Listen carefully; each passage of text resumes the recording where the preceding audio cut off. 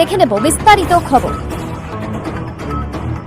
2026 সালের বিধানসভা নির্বাচনের কয়েক মাস আগে রাজ্য রাজনীতিতে দল বদলের নতুন ঢেউ। তৃণমূলের মুখপাত্র কুণাল ঘোষ শুক্রবার এক বিস্ফোরক দাবি করে রাজনৈতিক মহলে তীব্র জল্পনা তৈরি করেছেন। তার দাবি, বিজেপির 4 জন সাংসদ এবং 27 জন বিধায়ক তৃণমূলে যোগদানের জন্য প্রস্তুত। এমনকি তারা নিয়মিত বিজেপির অন্দরমহলে খবরও তৃণমূলকে দিচ্ছেন। সম্প্রতি বিজেপি বিধায়ক তাপসী মণ্ডল বিজেপি ছেড়ে তৃণমূলে যোগ দিয়েছেন এবং তাকে রাজ্যের নারী এবং শিশু উন্নয়ন এবং সমাজ কল্যাণ দপ্তরের চেয়ারপারসন করা হয়েছে। এর আগেও একাধিক বিজেপি বিধায়ক এবং নেতা তৃণমূলে এসেছেন। কুণাল ঘোষের এই মন্তব্যে বঙ্গ বিজেপির রাতের ঘুম উড়ে যেতে পারে বলে রাজনৈতিক বিশ্লেষকরা মনে করছেন। বিরোধী দলনেতা শুভেন্দু অধিকারী সম্প্রতি দাবি করেছিলেন 100 জন WBCS অফিসার এবং 10 জন IAS অফিসার তার সঙ্গে যোগাযোগ রাখছেন এবং সমস্ত আপডেট দিচ্ছেন। এ বিষয়ে কুণাল ঘোষকে প্রশ্ন করা হলে তিনি পাল্টা দাবি করেন, বিরোধী দলেরই 27 জন বিধায়ক এখনো সরাসরি তৃণমূলের যোগাযোগে আছেন। উনি আগে সেই 27 জনকে সামলান, কয়েকজন তো আগেই চলে এসেছেন, ওরাও তো ওখানকার খবর দিচ্ছেন। 4 জন সাংসদও আছেন। গত মে মাসে প্রাক্তন বিজেপি সাংসদ জন বার্লাও বিজেপি ছেড়ে তৃণমূলে যোগ দেন। কলকাতায় তৃণমূল ভবনে দলের রাজ্য সভাপতি সুব্রত বক্সী এবং মন্ত্রী অরূপ বিশ্বাসের উপস্থিতিতে তিনি ঘাসফুল শিবিরে নাম লেখান। ওয়াকিবহল মহল সূত্রে খবর, গত লোকসভা নির্বাচনে বিজেপির টিকিট না পাওয়ায় দলের সঙ্গে তার মনোমালিন্য শুরু হয়েছিল। রাজনৈতিক মহলের মতে ভোট যতই এগিয়ে আসবে, দল বদলের প্রবণতা ততই বাড়বে। এর মধ্যে কুণাল ঘোষের এই দাবি নতুন করে জল্পনার জন্ম দিয়েছে। শিক্ষক নিয়োগ দুর্নীতি মামলায় নতুন করে চাপে রাজ্যের কারা এবং ক্ষুদ্র কুটির শিল্পমন্ত্রী চন্দ্রনাথ সিংহ। বুধবার কলকাতার বিশেষ সিবিআই আদালত তার বিরুদ্ধে চার্জশিট জমা দিল ইডি।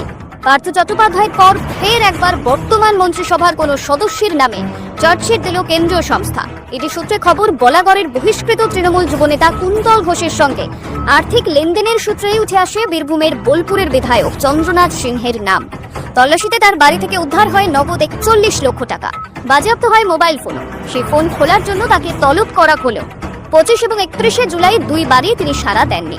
পরে সময় চেয়ে নথিপত্র প্রস্তুতির কথা জানান। বৃহস্পতিবার ইডি দপ্তরে এলেও তার আগে আদালতে চার্জশিট জমা পড়ে। সংস্থার দাবি, মন্ত্রী এবং পরিবারের স্থাবর অস্থাবর সম্পত্তির তথ্য সময় মতন জমা পড়েনি। বিষয়টি শুনেছেন বলে জানিয়েছেন মন্ত্রী, তবে বিস্তারিত জানেন না। রাজনৈতিক মহলে মনে করা হচ্ছে চলমান নিয়োগ মামলাগুলির মধ্যে এই পদক্ষেপ শাসক দলের অস্বস্তি আরও বাড়াবে। সকাল 7:26 প্রতিদিনের মতোই মেমারি স্টেশনের 3 নম্বর প্ল্যাটফর্মে ঢুকে হাওড়াগামী ডাউন বর্ধমান লোকাল। 3 নম্বর প্ল্যাটফর্মে এসে দাঁড়ায় ট্রেনটি। প্রথমে সবটাই স্বাভাবিক ছিল। ট্রেনে উঠে পড়েন অফিস যাত্রী। শহরে যাওয়ার একটাই ভাড়া, কিন্তু ট্রেন সে তো আর এগোই না। স্বাভাবিক হইচই পড়ে যায় স্টেশন চত্বরে। কামরা থেকে বাইরে বেরিয়ে আসেন যাত্রীরা, যায় ট্রেনের ইঞ্জিন বা পাইলট রুমের দিকে। আর সেখানে গিয়ে চোখ কপালে ওঠে তাদের। যাত্রীরা দেখেন ট্রেনের ইঞ্জিনে হাত আটকেছে এক ব্যক্তি, কিন্তু সেখানে হাত ঢোকাতে গিয়েছিলেনই বা কেন? স্থানীয় সূত্রে জানা গিয়েছে, হাত আটকে পড়া ওই ব্যক্তি রেলেরই একজন কর্মী। বর্ধমান থেকে কাজে যাবেন বলে চালকের কামরায় উঠে পড়েছিলেন তিনি। বিপত্তি ঘটে মেমারিতে ঢোকার ঠিক মুখে। ইঞ্জিনের ভিতরে কিছু একটা পড়ে যায় তার, যা উদ্ধার করতে সেখানে হাত ঢোকান রেলকর্মী। কিন্তু হাত ঢোকালেও তা আর বেরোতে চায় না, আটকে পড়েন তিনি। খবর দেওয়া মেমারি স্টেশনে থাকা অন্য কর্মীদের এবং তারা ঘটনাস্থলে এসে প্রায় ঘন্টা দেড়েকের চেষ্টায় রেলকর্মীকে উদ্ধার করে। দেরি হওয়ার কারণে এই সময়কালে ওই ট্রেনের যাত্রীদের অন্য একটি ট্রেনে তুলে দেওয়া হয়। ঘন্টা দেড়েক পর আবার নিজের গন্তব্যস্থলের উদ্দেশ্যে রওনা দেন ওই লোকাল ট্রেনটি। এদিন পূর্ব রেলের জনসংযোগ আধিকারিক দীপ্তিময় দত্ত বলেন, যান্ত্রিক গোলযোগের কারণে হাওড়াগামী ডাউন বর্ধমান লোকাল মেমারি স্টেশনে 1.5 ঘন্টা আটকে পড়ে। পরবর্তীতে সেই যান্ত্রিক সমস্যার সমাধান হলে সেটিকে আবার রওনা করে দেওয়া হয়। জলপাইগুড়ির ক্লান্তি ব্লকের চেংমারি গ্রাম পঞ্চায়েত এলাকায় আবারও তিস্তার ভাঙনে বিপর্যস্ত কৃষকরা। গত কয়েকদিনের লাগাতার জলস্ফীতি এবং নদীর গতিপথ পরিবর্তনের কারণে প্রায় 1000 বিঘা সদ্য রোপণ করা ধানের জমি জলের তলায় চলে গিয়েছে। এর ফলে ব্যাপক ক্ষতির মুখে পড়েছেন স্থানীয় কৃষকরা। ক্ষতিগ্রস্ত কৃষকদের অভিযোগ, বারংবার আবেদন জানানো সত্ত্বেও সরকারিভাবে কোনো সাহায্যই পাওয়া যাচ্ছে না। বিডিও অফিস এবং মালবাজার কৃষি দপ্তরে লিখিতভাবে আবেদন করেও এখনো পর্যন্ত ফসলের ক্ষতিপূরণ মেলেনি। তাদের দাবি, গজলডোবা তিস্তা ব্যারেজ থেকে অনিয়মিতভাবে জল ছাড়ার কারণে প্রতি বছর এমন পরিস্থিতি তৈরি হচ্ছে। এক কৃষক বলেন, আমাদের জীবিকা পুরোপুরি কৃষিকাজের উপর নির্ভরশীল। এবছর 2 একর জমিতে ধানের চাষ করেছিলাম, কিন্তু তিস্তার জলে সব শেষ হয়ে গেল। এই বয়সে অন্য কোনো কাজ করার মতন সামর্থ্য নেই। এখন সংসার চালানোই কঠিন হয়ে পড়েছে। স্থানীয়রা জানান, নেউলা বস্তি এলাকায় বর্তমানে স্থানীয়রা জানান, নেউলা বস্তি এলাকায় বর্তমানে মেরামতির কাজ চলছে। যদি সঠিকভাবে ভাঙন ঠেকানোর কাজ না হয় তাহলে আরো বেশি কৃষি জমি তিস্তার গর্ভে বিলীন হওয়ার আশঙ্কা রয়েছে। রাত হলেই কৃষকদের ঘুম উড়ে যাচ্ছে, কারণ নদী ক্রমশ কৃষি জমির দিকে এগিয়ে আসছে। কৃষকদের দাবি অবিলম্বে ক্ষতিপূরণের ব্যবস্থা এবং নদীর ভাঙন রোধে স্থায়ী পদক্ষেপ নেওয়া হোক, অন্যথায় ভবিষ্যতে আরো বড় ধরনের কৃষি সংকট দেখা দিতে পারে বলেই আশঙ্কা করা হচ্ছে। এনআরসি নিয়ে আতঙ্ক ছড়াচ্ছেন পশ্চিমবঙ্গের মুখ্যমন্ত্রী মমতা বন্দ্যোপাধ্যায়। এমনটাই দাবি করলেন অসমের মুখ্যমন্ত্রী হেমন্ত বিশ্ব শর্মা। এনআরসি নিয়ে কোনো ঘোষণাই হয়নি। বিধানসভা নির্বাচনের আগে বাঙালিদের মধ্যে ফের আতঙ্ক ছড়াচ্ছেন মুখ্যমন্ত্রী। বাঙালি অস্মিতাকে হাতিয়ার করে পথে নেমেছে তৃণমূল কংগ্রেস। ঝাড়গ্রামের জনসভায় নাগরিকত্ব নিয়ে সওয়াল তোলেন মুখ্যমন্ত্রী মমতা বন্দ্যোপাধ্যায়। বলেন, আমাদের শপথ, এনআরসি করতে দিচ্ছি না, দেব না।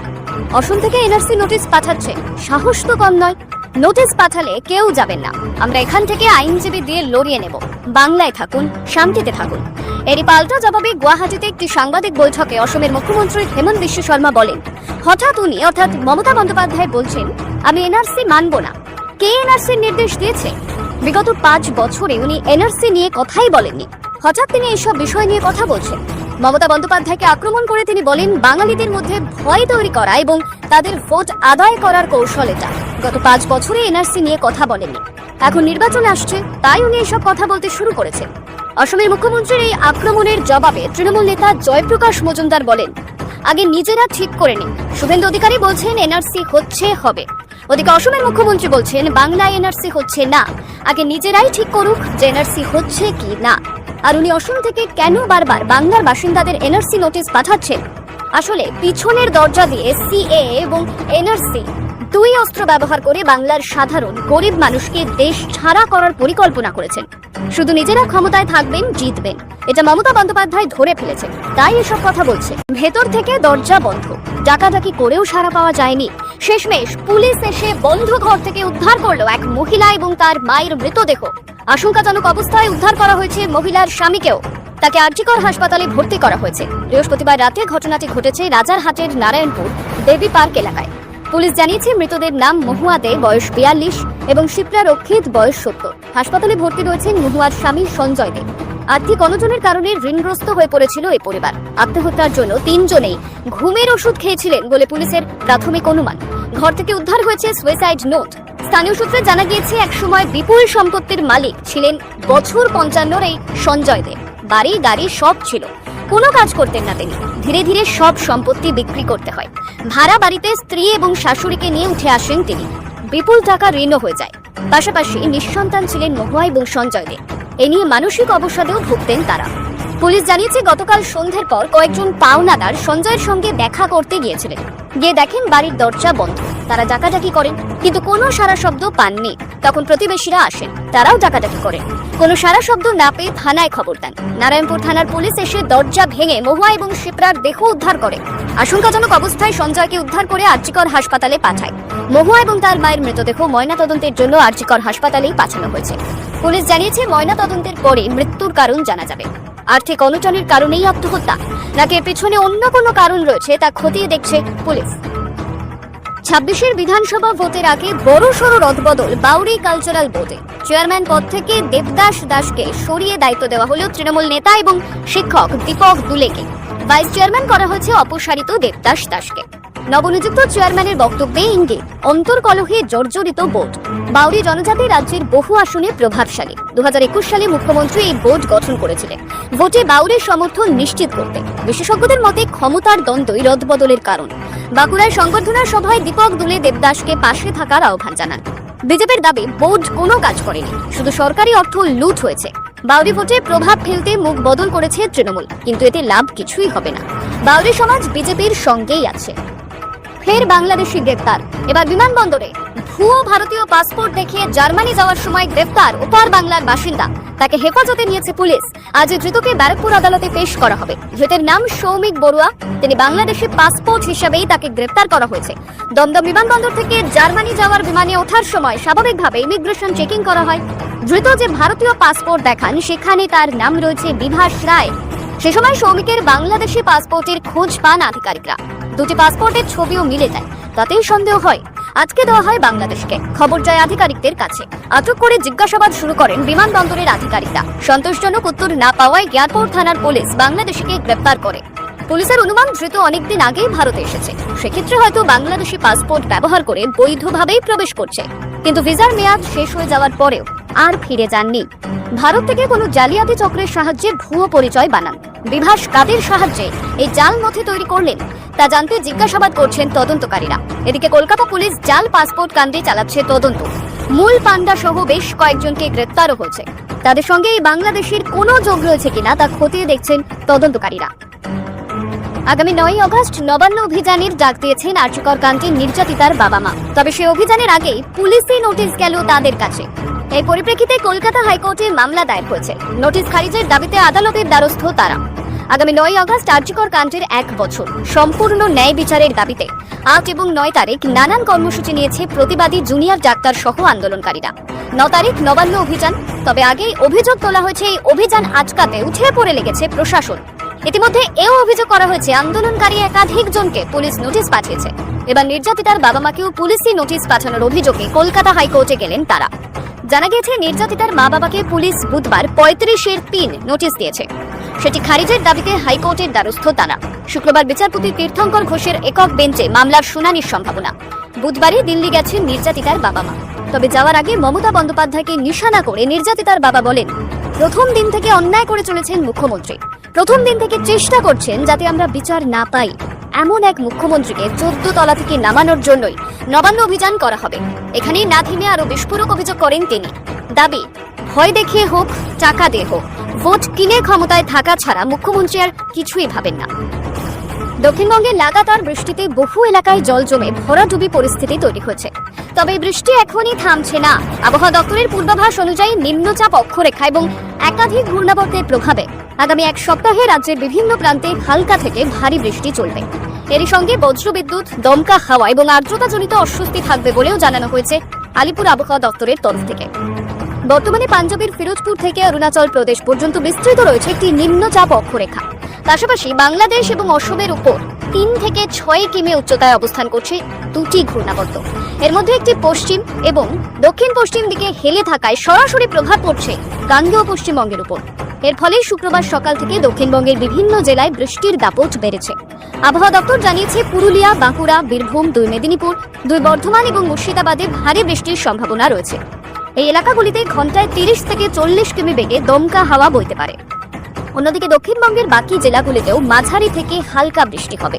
পূর্বাভাস অনুযায়ী শনিবার থেকে মঙ্গলবার পর্যন্ত দক্ষিণবঙ্গের প্রায় সব জেলায় বজ্রবিদ্যুৎ সহ বৃষ্টি চলবে। তবে এর মাঝে তাপমাত্রা কিছুটা বাড়তে পারে এবং বাতাসে জলীয় বাষ্পের পরিমাণ বেশি থাকায় আর্দ্রতাজনিত অস্বস্তি অব্যাহত থাকবে। অন্যদিকে উত্তরবঙ্গের দার্জিলিং, কালিম্পং, জলপাইগুড়ি, আলিপুরদুয়ার এবং কোচবিহারে শুক্রবার থেকে রবিবার পর্যন্ত ভারী বৃষ্টির আশঙ্কা রয়েছে। সোমবার উত্তরবঙ্গের কিছু জেলায় বৃষ্টির মাত্রা আরও বেড়ে 7 থেকে 20 সেন্টিমিটার পর্যন্ত পৌঁছতে পারে বলে পূর্বাভাস দিয়েছে আবহাওয়া দপ্তর। আর মাত্র 2 মাস বাকি দুর্গাপুজো শুরু হতে। বাঙালির শ্রেষ্ঠ উৎসব এবার শুরু হচ্ছে মহালয়া 21শে সেপ্টেম্বর। পুজো শুরু 27শে সেপ্টেম্বর। মহাদশমী 2রা অক্টোবর বৃহস্পতিবার। আশ্বিনের দ্বিতীয় সপ্তাহে হবে এবারের পুজো। 2025-এ দুর্গাপুজোর সময় নির্ঘণ্ট প্রকাশ করল বেলুড় মঠ। সপ্তমী 29শে সেপ্টেম্বর সকাল 5টা 40-এ পুজো শুরু। অষ্টমী 30শে সেপ্টেম্বর সকালে 5টা 40-এ। কুমারী পুজো সকাল 9টায়। সন্ধি পুজো বিকেল 5টা 43-এ। মহানবমী 1 অক্টোবর সকাল 5টা 40-এ। কুমারী পুজো শুরু। ভোগ আরতির পর হোম। প্রতিদিন ভোগ আরতির পর পুষ্পাঞ্জলি এবং সন্ধ্যায় আরতি হবে। বেলুড় মঠের দুর্গাপুজো দেখতে প্রতি বছর লক্ষাধিক মানুষ ভিড় জমান। বিশেষ আকর্ষণ কুমারী পুজো। কোচবিহার সফরে গিয়ে আক্রান্ত হয়েছিলেন বিরোধী দলনেতা শুভেন্দু অধিকারী। তারপর থেকে এখনো স্বাভাবিক হল না সেই পরিস্থিতি। বৃহস্পতিবার রাতে দিনহাটার শালমারায় কয়েকটি বিজেপি পরিবারের ওপর হামলা হয়। বিজেপি কর্মী স্বপন বর্মনের বাড়িতে ঢুকে তার গর্ভবতী স্ত্রীর পেটে লাথি মারা হয় বলে অভিযোগ। এমনকি পরবর্তীতে তাকে হাসপাতালে নিয়ে যাওয়ার চেষ্টা করা হলে তৃণমূল কর্মীরা গ্রামে অ্যাম্বুলেন্স ঢুকতেও দেয়নি বলে অভিযোগ ওঠে। পুলিশের সহযোগিতায় তাকে হাসপাতালে নিয়ে আসা হয়। আক্রান্ত ওই মহিলাকে দেখতে কোচবিহারের মাতৃমা বিভাগে যান তুফানগঞ্জের বিজেপির বিধায়ক মালতী রাভা। সেখানে গিয়ে তিনি উত্তরবঙ্গ উন্নয়ন মন্ত্রী উদয়ন গুহকে তীব্র ভাষায় আক্রমণ করেন, এমনকি তাকে গুন্ডা বলেও অভিহিত করেন। তিনি বলেন উদয়ন গুহর নির্দেশেই এই অমানবিক হামলা চালানো হয়েছে। আক্রান্ত পরিবারের গর্ভবতী মহিলাকে হাসপাতালে নিয়ে যাওয়ায় বাধা দেওয়া হয়েছে। এমন ঘটনা বরদাস্ত করা হবে না। তৃণমূলের পক্ষে অবশ্য সমস্ত অভিযোগ অস্বীকার করা হয়েছে। হাসপাতালে ওই মহিলাকে দেখে বেরিয়ে বিধায়িকা মালতী রাভা বলেন, যদি এই গর্ভবতী মহিলার কিছু হয় তাহলে কাউকে ছেড়ে কথা বলা হবে না, বিজেপি এর উপযুক্ত জবাব দেবে। এই ছিল আজকে 8ই অগস্টের সবচেয়ে গুরুত্বপূর্ণ খবর।